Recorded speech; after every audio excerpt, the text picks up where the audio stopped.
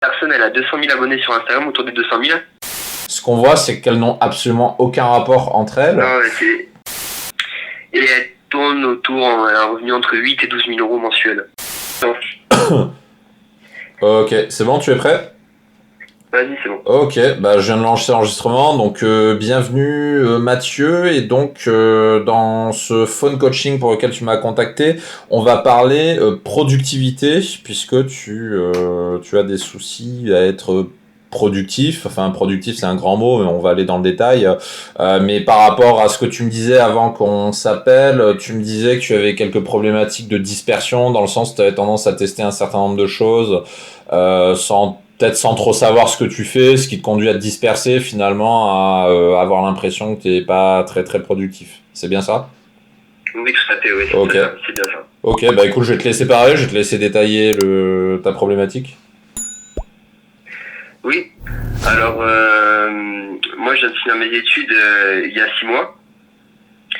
C'était des études en web marketing. Donc depuis j'ai lancé un business de consulting où j'aide les influenceurs à monétiser leur communauté. Ouais. Et en parallèle, je me suis intéressé à l'univers du web et donc à beaucoup d'autres activités comme le dropshipping ou encore le développement de listes email. Et ma principale problématique, c'est que je me disperse un peu dans tous les domaines. Et du coup, ce qui fait que j'ai du mal à me focus sur quelque chose de précis. Alors attends, déjà par rapport aux 3 trucs que tu m'as dit, donc 1 web marketing, ouais. 2 dropshipping et 3 list email, c'est ça? C'est bien ça, ouais. Et les 3, c'est des activités séparées sur des sites différents.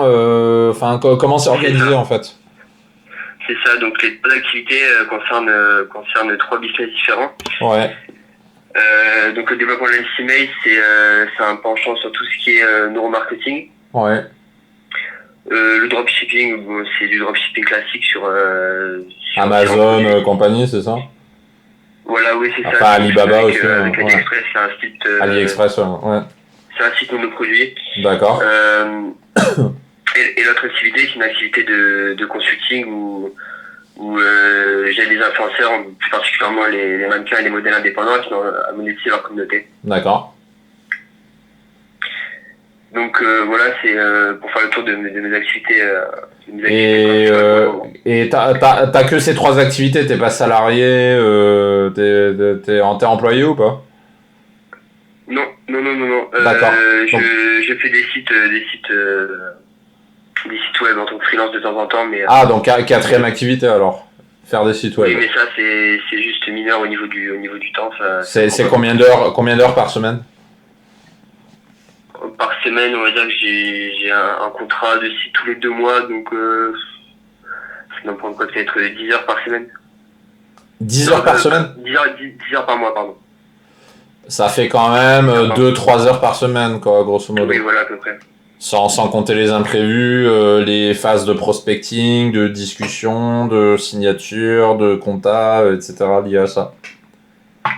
Oui, non, sans compter ce temps-là. Ouais, enfin, si c'est une activité que tu fais, pourquoi? Pour arrondir tes fins de mois ou pour tuer le temps libre? Non, c'est que c'est des membres de mon réseau qui m'envoient des personnes pour effectuer des sites. Ouais. Ce sont des sites assez simples. Je prends pas de site e-commerce parce que le temps entre les retours est beaucoup trop long. Ouais. Ce sont juste des sites vitrines ou des sites plutôt simples. Ouais, mais ça n'a absolument rien à voir avec ton activité principale qui est celle. Non. Alors attends, comment tu l'as résumé en une phrase, excuse-moi, là, pour les influenceurs là? Ah, c'est du consulting ou. Du consulting pour influenceurs. Des influenceurs à monétiser leur communauté. D'accord. Et du coup, cette activité-là et celle de faire des sites web, ça n'a absolument aucun rapport. Non, ça n'a aucun rapport. Et si on ajoute les 2 autres, notamment le dropshipping, est-ce que enfin, toi, qu'est-ce que t'en penses? Parce que là, si on liste une par une ces activités-là, ce qu'on voit, c'est qu'elles n'ont absolument aucun rapport entre elles. Non, c'est bien le problème. C'est que comme beaucoup de gens, quand on découvre un peu le web, on découvre beaucoup d'activités. Et l'erreur que j'ai fait, c'est que je me suis lancé tête baissée dans chacune des activités. Ouais. Et maintenant, j'arrive à un problème où ou en termes de temps, mais j'ai du mal à bien me focus sur une de ces activités, du coup à bien développer, et je sens que je suis moyen partout. Et donc ce que je trouve intéressant avec toi, Mike, c'est comme toi, tu avais ton activité en tant qu'ingénieur, c'est ça, en tant que salarié, Oui, que j'occupe toujours d'ailleurs.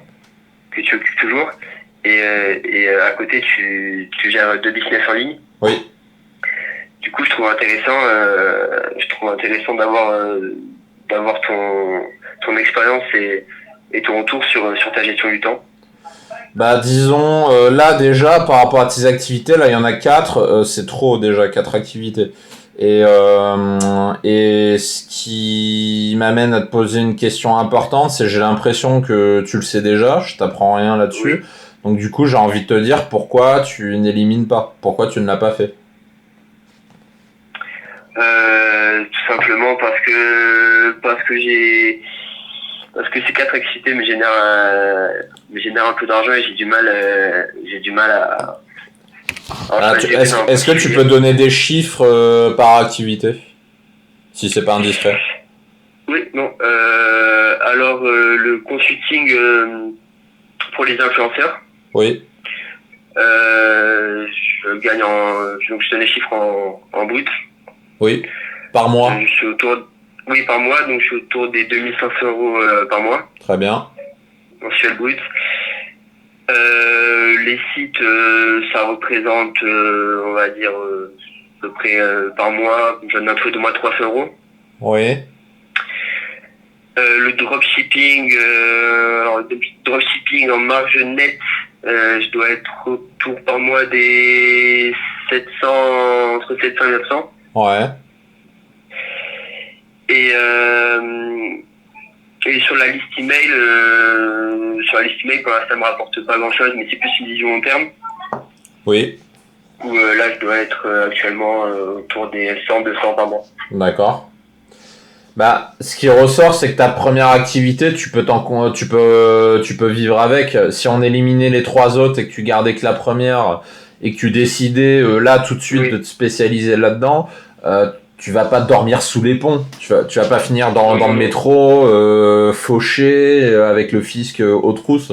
T'es à 2005 brut, donc ça veut dire tu t'arrives à te dégager un SMIC finalement, ce qui est suffisant pour démarrer. Donc du coup, ça m'amène la question suivante, pourquoi t'as pas délaissé les 3 autres activités au profit de celle-ci? Qu'est-ce qui te bloque là-dedans? Ouais, celle-ci, paradoxalement, c'est celle qui rapporte le plus d'argent, mais qui m'intéresse le moins. Ah, d'accord. Et c'est vrai que j'ai cette problématique au début, donc c'était générer de l'argent, mais là actuellement, j'aimerais bien me diriger vers un business qui me plaît un peu plus. Qu'est-ce qui te plaît dans les autres activités que tu as mentionnées? Donc la première, tu le fais, mais c'est pour l'argent, elle te plaît pas. Oui, clairement, oui. Et je comprends qu'au bout d'un moment, tu satures. Donc du coup, dans les 3 autres que tu m'as dit, c'est laquelle qui fait que tu es capable de te lever à 6h du matin pour ça? Alors, paradoxalement, celle qui me plaît le plus, c'est celle qui me rapporte le moins, actuellement. C'est laquelle? C'est le fait de développer ma liste email, créer du contenu. Ouais, attends, alors, un peu comme un FaceTime, en fait. bah attention, tu me dis développer une liste email, c'est un moyen. Oui, c'est C'est un juste moyen, ça. oui, je me suis mal exprimé. En fait, je crée du contenu. Ouais. Du contenu sur quoi? Moi, essentiellement, là, je viens de commencer cette activité il y a 2-3 mois. Tu crées du contenu sur quoi?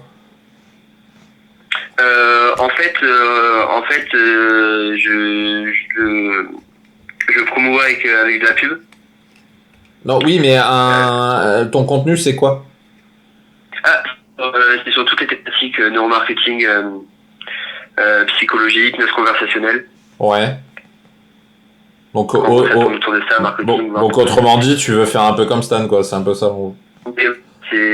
Ouais, j'explique juste pour nos auditeurs, donc je vais pas nommer directement son site, mais donc le Stan dont on parle, c'est quelqu'un d'assez connu dans le milieu du web marketing. Et voilà, c'est quelqu'un d'assez connu là-dedans. Et du coup, dans ce que t'es en train de me dire, que tu vas faire exactement pareil finalement. Oui, en gros, pas tout à fait pareil, mais dans les grandes lignes, Ouais. c'est ce que je trouve de plus intéressant. C'est quoi qui te plaît? Avec toute la partie après des développements de.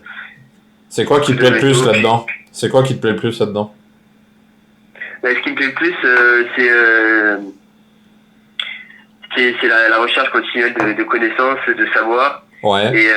Et à terme, après, j'aimerais bien me diriger vers du consulting. Ouais, très bien. Du consulting auprès des entrepreneurs. Parce que là, le problème auprès des influenceurs, bon, je dois t'avouer que ça ne me plaît pas trop. Ouais, quoi, ils sont méchants les influenceurs? Ouais, ils sont chiants. Pas méchants, mais ils ont. C'est quoi, c'est superficiel? Ouais, ils ont un peu la grosse tête. Ah ouais? Ouais, et ça devient vite fatigant. C'est quoi comme type de... Enfin, je dis pas de nom, hein, mais c'est quoi comme type d'influenceur? C'est des micros, des nanos, des gros Alors, c'est des influenceurs qui se situent entre les plus petits 50 000 abonnés, donc c'est essentiellement des influenceurs Instagram. Ouais. 50 000 et le plus gros avec qui je travaille, il a 400 000. Et donc c'est essentiellement dans la mode, le mannequinat. Ah oui, c'est pas mal. Ah, ils ont la grosse tête alors, les influenceurs. Oui, pas dans la grosse tête, il y a bien plus gros encore, mais... Ouais.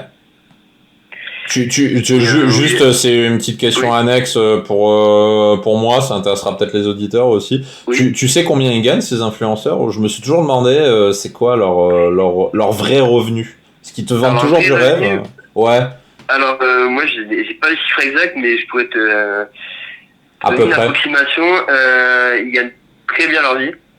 Ouais, mais combien? Je veux des chiffres. Alors pour te donner un ordre d'idée, j'ai juste un chiffre parmi avec.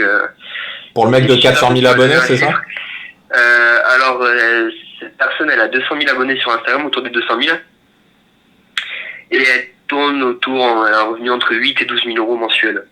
Ah oui, d'accord. C'est pas mal. Oui, c'est bien, sachant que dedans n'est pas compris tous les vêtements notamment qui sont gratuitement avec les marques qui les contactent et tous les avantages qu'ils ont à côté. D'accord, je pensais pas que ça gagnait autant. Ok. Dans la mode, il gagne vraiment très bien. Après, c'est le milieu de la mode. C'est le milieu de la mode. Ouais, dans le milieu de la mode et du mannequinat aussi, il y a beaucoup de dropshippers qui les contactent. Ouais. Pour vendre notamment des colliers, des vêtements. Ouais. Et ils gagnent pas mal d'argent comme ça aussi. Ouais. D'accord. Ok, bon, fin de la parenthèse, c'était pour avoir une idée. Donc, du coup, ça, pour résumer, c'est un truc qui te fait plus envie, même si ça te rapporte raisonnablement bien et tu pourrais même gagner encore plus. Et là, aujourd'hui, voilà, dans ce qui te fait vibrer, c'est neuromarketing, etc. Et c'est ça que tu as envie de faire finalement.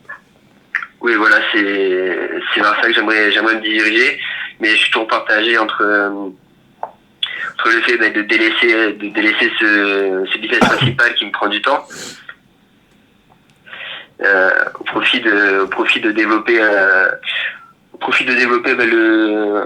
le plus petit business qui moi pour l'instant me rapporte pas grand chose. Mais bon, si je développe pas et que je passe pas du temps dessus, il risque pas d'évoluer. Ouais. Donc c'est la principale problématique que j'ai actuellement. Bah écoute, déjà, ce que je peux te dire, c'est que ces 4 activités, c'est trop. Faire ces 4-là, est-ce que la notion de charge mentale, ça te parle? Oui. D'accord. Bah 4 activités, même si tu arrives à optimiser ton flux de travail, ça va te faire quand même une charge mentale qui va être trop forte si tu veux. Donc du coup, tu vas être obligé de cutter. Et ma recommandation, ce serait que tu en élimines 2 pour n'en garder que 2. Et là, vu le nez, ce que j'ai envie de te dire et de te conseiller, c'est les 2 activités que tu vas garder, c'est 1, celle qui te rapporte le plus d'argent, et 2, celle dans laquelle tu veux te développer. Comme ça, d'un côté, tu as le beurre. Le beurre, c'est ce qui t'intéresse le plus. Et ensuite, tu as l'argent du beurre. Et l'argent du beurre, bah, c'est ce qui te rapporte le plus d'argent. Et ensuite, les deux autres trucs, dropshipping par exemple, ça, je te conseille vraiment de lâcher le dropshipping parce que, c'est un secteur mais complètement saturé, bouché. Et retourné en long, en large, en travers par tous les formateurs qui vendent des formations là-dedans, machin. Tout le monde se copie, tout le monde fait le même truc. Donc le dropshipping, vraiment, je te conseille vraiment de le lâcher. Ça vaut pas le coup. C'est pas un secteur qui est extrêmement rentable en plus, contrairement à ce qu'on croit. Donc, ça c'est vrai que tu as raison par rapport au chiffre d'affaires. Ah bah oui. Bah, et c'est vrai que ça prend un peu de temps aussi à gérer. Bah, tu dois connaître le truc. Les mecs, à chaque fois, ils t'affichent, ils te disent ouais, j'ai généré 50 000 euros en une semaine. Sauf que les mecs, ils te disent toujours le chiffre d'affaires, mais jamais le bénéfice. Les mecs, ils vont pas te dire. Le bénéfice, il est pas si important que ça au final. Ouais. Parce que sur internet, beaucoup annoncent. Alors, je pense donc ce sont des gens qui font partie de l'élite, mais ils annoncent entre 20 et 30% de bénéfices de marge nette. Ouais. Dans mon cas, c'est plus c'est plus autour des 15%. Ouais. Bah, du coup, ça, oui, je te conseille mais complètement de lâcher. Comme ça, t'élimines une activité, tu vas t'alléger en charge mentale. Parce que si tu veux, pour ce que tu faisais allusion tout à l'heure, comment je fais aujourd'hui pour gérer deux business en parallèle de mon boulot de façon à peu près sereine, bah, c'est surtout en priorisant la charge mentale, en t'allégeant le plus possible en charge mentale. Donc pour ça, il faut éliminer toutes les activités qui sont pas forcément intéressantes pour toi, quoi. Que ce soit intéressant pécuniairement ou en termes de passion, ça il faut l'éliminer. Donc du coup, si tu suis ces recommandations, déjà tu te retrouves plus qu'avec 2 activités au lieu de 4, et déjà tu vas avoir un gros gain par rapport à ça. Ok, ouais. Ensuite, c'est vrai que... Ensuite, ce que tu peux faire, c'est là ton activité qui te rapporte le plus d'argent. Ce que tu peux faire, c'est la maintenir volontairement en phase de croisière, c'est-à-dire que tu vas pas faire du prospecting acharné pour augmenter ton chiffre d'affaires. Tu vas juste faire de façon volontaire le strict minimum pour maintenir à peu près ton niveau de revenu. Et pour ça, par exemple, ça veut dire qu'au lieu de prospecter des nouveaux clients de façon continue, ce que tu peux faire, tu peux tout simplement miser sur les clients que tu as déjà aujourd'hui. Je sais pas comment tu travailles avec eux, mais si tu signes des contrats à durée déterminée, je sais pas, de 3 mois, de 6 mois, ou j'en sais rien. Oui, c'est comme ça, ouais. Voilà, bah à chaque fois tu les renouvelles. Parce que c'est toujours plus facile de renouveler un contrat d'un mec qui est content de toi que d'essayer de convaincre un nouveau client. Parce que convaincre un nouveau client, ça va te demander une énergie de dingue. Et comme c'est pas une activité que tu as envie de prioriser, moi je te conseille de faire ce qu'il faut pour maintenir tes clients actuels. Et en faisant ça, tu élimines toute la partie prospecting de ta tête et en termes de travail.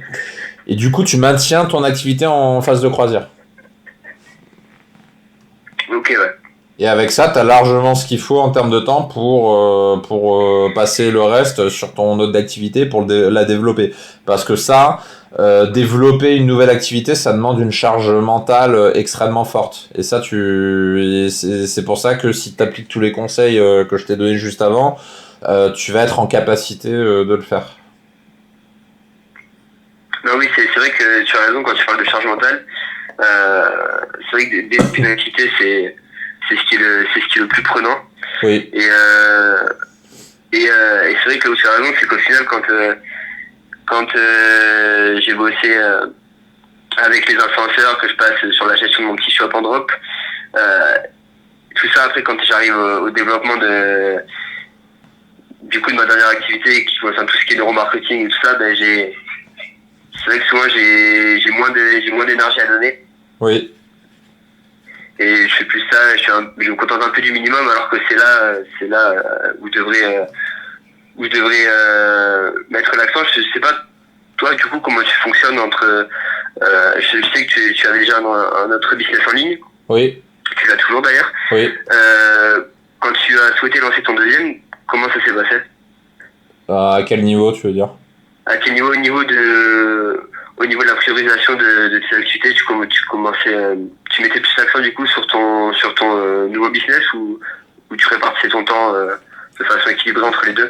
En fait, il faut cloisonner toutes ces activités. C'est-à-dire d'un côté, j'ai le travail de salarié qui me prend le plus de temps, hein, ce qui est normal.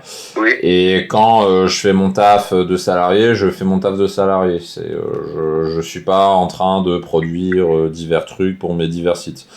Et ensuite, une fois que tu as du temps libre ou que tu n'as rien à faire ou machin, là, tu peux penser à tes autres business. Et là, dans mon cas, comme j'en ai deux, je fais ce qu'on appelle une alternance journalière. C'est-à-dire, par exemple, le lundi, en début de semaine, je vais prioriser, je vais faire que des actions pour le premier business et je vais faire que ça.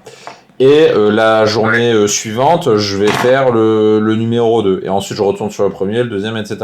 Et tu peux cloisonner de façon journalière comme ça t'évite de t'éparpiller. Parce que ça veut dire que après ton travail principal, donc, enfin, là, je vais parler de mon cas, mais après ton travail de salarié, ça veut dire quand tu es chez toi, que tu as 2 heures de temps libre, ces 2 heures-là, tu vas les passer à plein temps sur un de tes deux business. Et tu vas pas essayer, comme le font énormément de gens, de faire un coup l'un puis un coup l'autre toutes les 10 minutes. Voilà, parce que si tu fais comme ça, effectivement, tu t'éparpilles et t'es bon nulle part. Et ça, il faut éviter. Il faut cloisonner. Il faut que tu cloisonnes tes activités. Il faut que tu leur alloues des plages de temps dédiées et spécifiques où tu ne fais que ça pour parce que là, je vais parler d'énergie, pour orienter ton énergie dans une seule direction. Pour faire de la concentration énergétique sur un truc. Là, c'est vrai que là où je te rejoins, c'est que moi je le vois avec mon propre cas et c'est pour ça que j'ai souhaité te contacter. C'est vrai que l'alternance, alterner un business puis l'autre, j'ai l'impression qu'au niveau productivité c'est catastrophique parce qu'à chaque fois il faut se remettre dedans et voilà. T'as compris le truc. D'accord. Donc toi tu fonctionnes par alternance journalière, ouais, c'est un système qui marche bien, ça demande juste de la rigueur. Évidemment, faut être rigoureux, il y a pas de magie, il y a pas aucune formule magique en productivité n'existe. Et il faut être capable de discipline envers soi-même. Il faut être capable de définir quel est ton système et de t'y tenir derrière. Et ensuite, la discipline, ça c'est propre à chacun des gens. Il y en a qui arrivent pas, et en général, les gens qui sont pas disciplinés, ils arriveront à rien. Et il y en a qui arrivent très bien, c'est ces gens-là qui réussissent. Oui, et du coup, une autre question que je voulais te poser. Oui. En termes de temps par semaine, tu alloues combien de temps pour gérer tes deux business? Écoute, je vais dire, puisque j'ai mon compteur de temps sous les yeux. Ouais, ça c'est un conseil que je peux te donner. Compte ton temps. Compte le temps que tu passes sur chaque tâche, sur chaque activité. Parce que souvent, en général, quand on le fait pas, on prend une fourchette, on dit ouais, sur ça j'ai dû passer 1 heure, j'ai dû passer 2 heures ou machin, et en général on sous-estime ou on surestime très largement le temps effectif passé sur une tâche. Donc compte ton temps, c'est-à-dire pas un outil que tu peux utiliser, que moi j'utilise, s'appelle Toggl, je sais pas si tu connais. T-O-2-G-L. Ouais, Toggl. Moi, j'utilise cet outil pour compter mon temps. À chaque fois que je commence à travailler sur un truc, j'impute sur le projet lié à cette tâche. Et voilà. Et puis ensuite, je l'arrête quand j'arrête de travailler dessus. C'est une discipline à avoir. Hein. Il faut prendre cette habitude. Ça prend 1 semaine à peu près. Enfin, dans mon cas, ça a pris 1 semaine à prendre cette habitude. Et puis ensuite, tu le fais systématiquement. Et ensuite, au fil des semaines et des mois, tu vas être capable d'avoir des statistiques détaillées sur ton temps passé. Tu vas être capable de dire c'est quelle tâche qui te prend le plus de temps, c'est quelle tâche qui te prend le moins de temps. Et une fois que tu as conscience de ça, par exemple, tu vas être capable de déléguer. Imaginons, il y a imaginons que chaque semaine, tu passes 4 heures en montage vidéo et que le montage, c'est un truc qui te fait royalement chier. Ce qui est mon cas d'ailleurs, hein, le montage vidéo, c'est quelque chose, mais je traîne des pieds pour le faire. Et sur ça, tu as deux options. Option numéro 1, c'est celle que moi j'ai choisie. Tu fais pas de montage ou très très peu. Comme ça, du coup, tu n'auras quasiment pas à en faire. Option numéro 2, tu le délègues à quelqu'un. Si par exemple, tu te rends compte que tu fais 4 heures de montage par semaine, bah, si tu le délègues, du coup, les 4 heures deviennent 0 heure et donc tu viens de dégager 4 heures de ton temps. Ou alors, tu dis, bah, je vais faire quasiment pas de montage et là, tes 4 heures, ils passent à une demi-heure par exemple. Ouais, ok. Tu comprends? Alors, attends, je vais regarder les temps passés. Alors, cette semaine, donc là, on est vendredi. J'ai bossé 8 heures sur mon premier business et 5 heures sur le deuxième. Donc, voilà ce que j'ai fait pour l'instant. Et la semaine d'avant... Oh putain, j'ai dû me gourer là. Ah merde. Ouais, attention, Toggle. Ouais. Des fois, je lance le compteur et j'oublie de l'éteindre. Et là, par exemple, voilà, Ok, du coup, ouais. ouais, parce que là, par exemple, il me dit que lundi, j'ai passé 29 heures sur une tâche, ce qui est pas possible, puisque chaque journée fait 24 heures. Et je vois une tâche création vidéo YouTube qui est à 29 heures. Donc là, je pense que j'ai oublié de couper le compteur. Donc voilà, bon, je vais prendre encore la semaine d'avant. J'espère que j'ai... Ok. Donc la semaine d'encore avant sur mon deuxième business, donc side business, j'ai passé 6h15 de travail. Et la semaine d'encore avant sur mon premier business, j'ai 9h10 de travail. Voilà. Donc tu fais vraiment tout avec Toggle. Pardon? Tu utilises Gap de façon très rigoureuse, Toggle. Ah oui, non mais la rigueur c'est fondamental, hein. Ouais. C'est indispensable, indispensable. Sans rigueur, tu n'iras pas loin. Je vais essayer. Faut avoir une discipline militaire. Tu as une différence au niveau toi de... Enfin, ça t'a apporté quoi comme outil sur, en termes de productivité ou de ton organisation? Cet outil-là? Ouais. Parce que ça m'a apporté déjà plus de rigueur dans le travail. Je me rends compte qu'est-ce qui est chronophage, qu'est-ce qui ne l'est pas. Et de façon générale, tu travailles un peu plus efficacement aussi parce que quand tu sais que tu démarres un truc et que tu appuies sur le bouton play et que tu as un compteur de temps qui s'incrémente, ben, bizarrement, c'est psychologique, mais bizarrement, tu vas être plus efficace dans ce que tu vas faire. Tu vas arrêter d'aller sur Facebook, sur Instagram pendant que tu as ton compteur qui défile. Tu vas être moins dispersé et plus efficace. Donc oui, psychologiquement, il y a beaucoup de choses qui se jouent à ce niveau-là. Ouais. Ok, intéressant. Donc ouais, je te conseille vraiment ce genre d'outil. C'est après voilà, il faut être rigoureux, il y a pas de secret. Il faut avoir une discipline militaire sur ça, parce que sinon bah ça marche pas, c'est sûr. Si tu fais ça pendant une semaine et qu'après tu oublies de le faire, ça peut pas marcher, c'est normal. Ouais, mais comme tout. Oui. Et ça c'est indispensable. De toute façon, quand tu crées un business, faut être rigoureux, faut être discipliné. Si t'es pas rigoureux, discipliné, ça te conduit à faire n'importe quoi, à te disperser dans tous les sens. Et si tu fais ça, bah t'iras nulle part. Quoi. Oui, je suis entièrement d'accord avec ça. Ok, intéressant, mais je connaissais pas du tout, je connaissais absolument pas Toggle. Ok, bah tu peux l'ajouter à ta liste. Ouais, c'est ce que je vais faire.